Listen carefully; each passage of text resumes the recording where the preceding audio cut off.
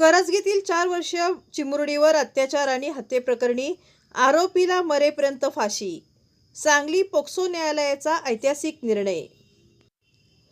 सांगली जिल्ह्यातील जत तालुक्यातील करजगी गावात 4 वर्षीय बालिकेवर लैंगिक अत्याचार करून तिची निर्घृण हत्या करणाऱ्या आरोपीला मरेपर्यंत फाशीची शिक्षा सुनावण्यात आली आहे. ही शिक्षा सांगली येथील अतिरिक्त जिल्हा व सत्र न्यायालय अर्थात पोक्सो न्यायालयाने दिली आहे. न्यायालयाने हा गुन्हा दुर्मिळातील दुर्मिळ असल्याचे नमूद करत आरोपीचे कृत्य अत्यंत क्रूर आणि अमानवीय असल्याचे निरीक्षण नोंदवले. 6 फेब्रुवारी 2025 रोजी उमदी पोलीस ठाण्याच्या हद्दीतील करजगी गावातून 4 वर्षीय बालिका बेपत्ता झाली होती. शोध मोहिमेदरम्यान पोलिसांनी संशयितांच्या घरात लोखंडी पेटीत पोत्यामध्ये लपवलेला बालिकेचा मृतदेह जप्त केला आणि आरोपीला ताब्यात घेतले.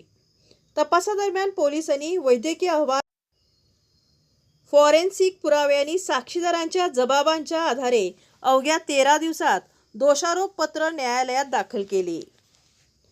सरकार पक्षाचे जिल्हा सरकारी वकील प्रमोद भोकरे यांनी प्रभावी युक्तिवाद केला. त्यानंतर न्यायालयाने आरोपीला मरेपर्यंत फाशीची शिक्षा सुनावत कठोर संदेश दिला.